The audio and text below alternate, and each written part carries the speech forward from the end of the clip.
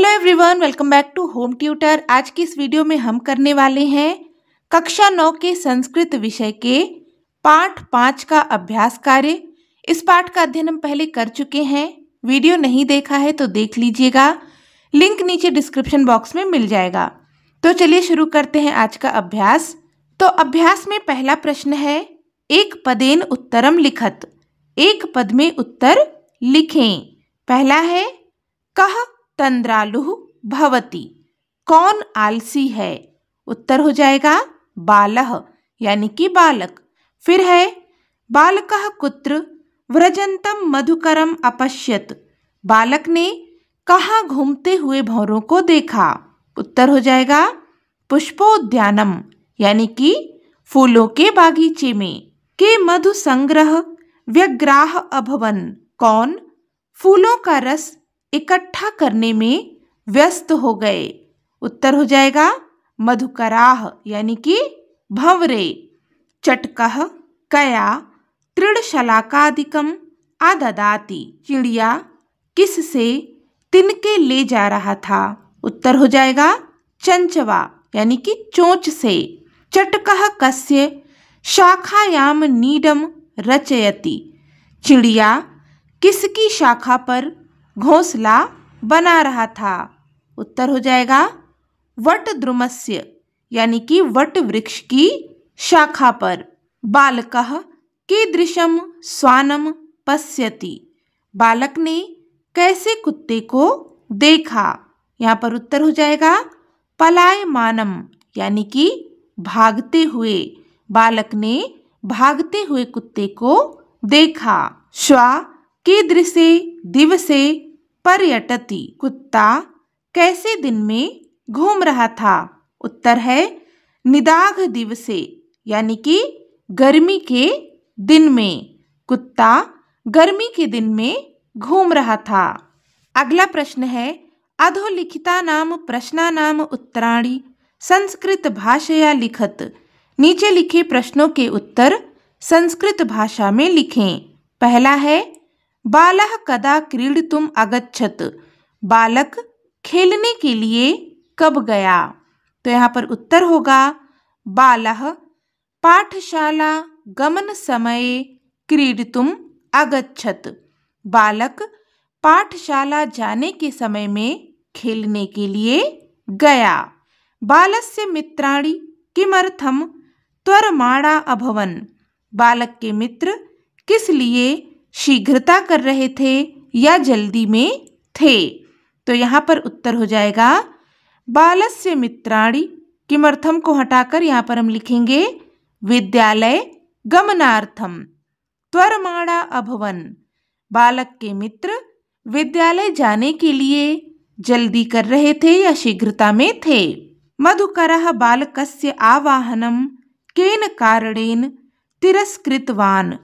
भंवरे ने बालक के आवाहन को यानी कि बुलाए जाने को किस कारण से तिरस्कृत कर दिया या ठुकरा दिया?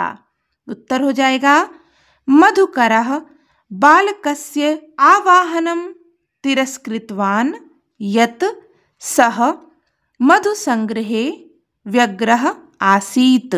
भंवरे ने बालक के बुलाए जाने पर उसे ठुकरा दिया क्योंकि वह फूलों का रस इकट्ठा करने में व्यस्त था। बालकः कीदृशम चटकम अपश्यत। बालक ने किस प्रकार की चिड़िया को देखा? उत्तर है बालकः चंचवा तृणशलाका आदिकम आददानम चटकम अपश्यत। बालक ने चोंच में तिनके इत्यादि ले जाते हुए चिड़िया को देखा। अगला प्रश्न है, बालकः चटकाय क्रीडनार्थम कीदृशम लोभम दत्तवान। बालक ने चिड़िया को खेलने के लिए किस प्रकार का लोभ दिया? बालकः चटकाय क्रीडनार्थम स्वादूनि भक्ष्य कवलानि दानस्य लोभम दत्तवान। बालक ने चिड़िया को खेलने के लिए स्वादिष्ट भोजन देने का लोभ दिया। बालक ने चिड़िया को कहा था कि ये जो सूखे तिनके हैं इनको छोड़ दो, और अगर मेरे साथ खेलोगी तो मैं तुम्हें स्वादिष्ट खाने के लिए दूंगा। खिन्नः बालकः श्वानम किम अकथयत। खिन्न बालक यानी कि दुखी बालक ने कुत्ते से क्या कहा। खिन्नः बालकः श्वानम अकथयत मित्र अस्मिन् निदाघ दिवसे किमर्थं पर्यटसि शीतल छायाम् आश्रयस्य अहमपि त्वामेव अनुरूपं क्रीड़ा सहाय पश्यामि इति। खिन्न बालक ने यानी कि दुखी बालक ने कुत्ते से कहा, हे मित्र, इस गर्मी के दिन में कहाँ घूम रहे हो? आओ शीतल छाया में बैठो, मैं भी तुम्हारे समान ही खेलने के लिए किसी को देख रहा हूँ या ढूंढ रहा हूँ। भग्न मनोरथः बालः किम अचिंतयत। टूटे हुए मन वाले बालक ने क्या सोचा? उत्तर हो जाएगा भग्न मनोरथः बालः अचिंतयत यत् अस्मिन् जगति प्रत्येक स्वकार्यं निमग्नो भवति न कोऽपि मामिव वृथा कालक्षेपं सहते अथ अहमपि यथोचित करोमि। टूटे हुए मन वाले बालक ने सोचा कि इस संसार में हर कोई अपने अपने कार्य में मग्न है, कोई भी मेरे समान अपने समय को व्यर्थ में व्यतीत नहीं कर रहा है, इसलिए मैं भी उचित कार्य करूँगा। अगला प्रश्न है, निम्नलिखितस्य श्लोकस्य भावार्थं हिंदी भाषया आंग्ल भाषया व लिखत। नीचे लिखे श्लोक का भावार्थ हिंदी भाषा या अंग्रेजी भाषा में लिखें। तो यहाँ पर श्लोक दिया गया है जो कि हम पाठ में पढ़ चुके हैं। यो माम पुत्र प्रीत्या पोषयति स्वामिनो गृहे तस्य रक्षा नियोग कारणान् मया भ्रष्ट व्ययम ईषदपि। तो इसका अन्वय हो जाएगा, यह माम पुत्र प्रीत्या पोषयति तस्य स्वामिनः गृहे रक्षा नियोग करणात् मया ईषद अपि न भ्रष्ट व्ययम इति। इसका भावार्थ है, प्रस्तुत श्लोक में कर्तव्य पालन की भावना को व्यक्त किया गया है। यहाँ पर एक कुत्ते के माध्यम से कहा गया है कि जो स्वामी अपने पुत्र की तरह मेरा पालन पोषण करता है, उस स्वामी के घर की रक्षा में मेरे द्वारा तनिक भी असावधानी नहीं की जानी चाहिए। यहाँ पर हमें सीख दी गई है कि प्रत्येक प्राणी को अपने कर्तव्य के प्रति सजग रहना चाहिए। अगला प्रश्न है, भ्रांतो बालः इति कथायाः सारांशं हिंदी भाषया आंग्ल भाषया व लिखत। भ्रांतो बालः इस कथा का सारांश हिंदी भाषा या अंग्रेजी भाषा में लिखें। इस पाठ का सारांश इस प्रकार से होगा। प्रस्तुत पाठ में एक ऐसे बालक के बारे में बताया गया है जिसका मन पढ़ाई लिखाई की अपेक्षा हमेशा खेल कूद में लगा रहता है। वह पढ़ने के समय खेलने के लिए जाता है, यहाँ तक कि वह खेलने के लिए पशु पक्षियों तक को बुलाता है, किंतु कोई भी उसके साथ खेलने को तैयार नहीं होता। इससे वह बहुत निराश होता है। अंततः उसे इस बात का बोध होता है कि सभी अपने अपने कार्यों में व्यस्त हैं, केवल वही बिना किसी काम के इधर उधर घूमता रहता है। तब वह निश्चय करता है कि अब व्यर्थ में समय गंवाना छोड़कर वह भी अपना कार्य करेगा। इस प्रकार से वह बालक आगे पढ़ लिख कर बहुत ही विद्वान बनता है और धन संपदा को प्राप्त करता है। अगला प्रश्न है, स्थूल पदान्य अधिकृत्य प्रश्न निर्माणम कुरुत। स्थूल यानी कि मोटे लिखे पदों के आधार पर प्रश्न का निर्माण करें। तो यहाँ पर हमें कुछ वाक्य दिए गए हैं और इनमें आप देख सकते हैं कुछ पद ऐसे हैं जो कि मोटे काले रंग से लिखे हुए हैं।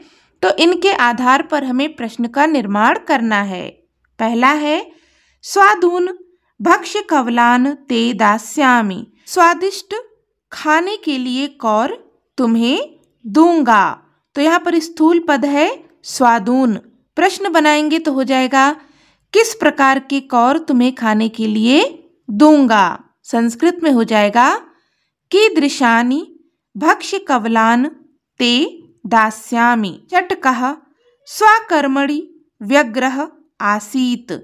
चटकः यानी कि चिड़िया अपने काम में व्यस्त था।